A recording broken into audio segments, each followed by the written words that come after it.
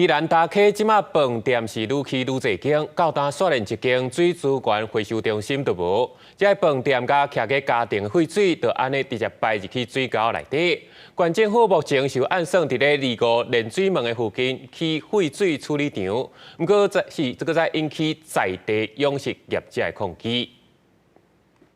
大溪温泉饭店真济，大家拢会产生真济温泉垃圾水，不过因为无水资源回收中心，这样垃圾水甲家庭垃圾水，拢会直接流入去沟仔内甲溪仔内，产生臭味。这个很臭的。一袋一袋粪扫位，感觉搞起来真臭。公部门逐年拢爱开真济费用清理，为了解决问题，定期争取兴建水资源回收中心。但是这也势必要做，因为咱大溪污水量很大，但是却没有污水处理跟污水下水道，这唔对。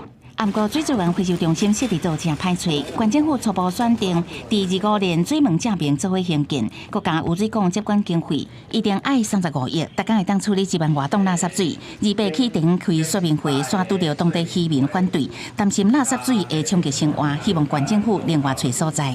因为我是市营啊，你水滴污水滴啊落，变化中遐市业就饲袂起来啊。污水伫遐。 莫放到恁厝边敢有好？这个物件放到你的厝边有好无？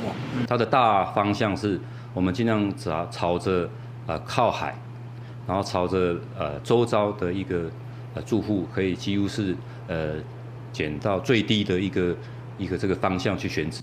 县政府是讲水资源回收中心就是要处理垃圾水，排出来水绝对清气，对养殖业无影响。说明会收集等意见了后，还会修正计划内容，让做会当继续强势，一定2026年向中央争取经费来兴建。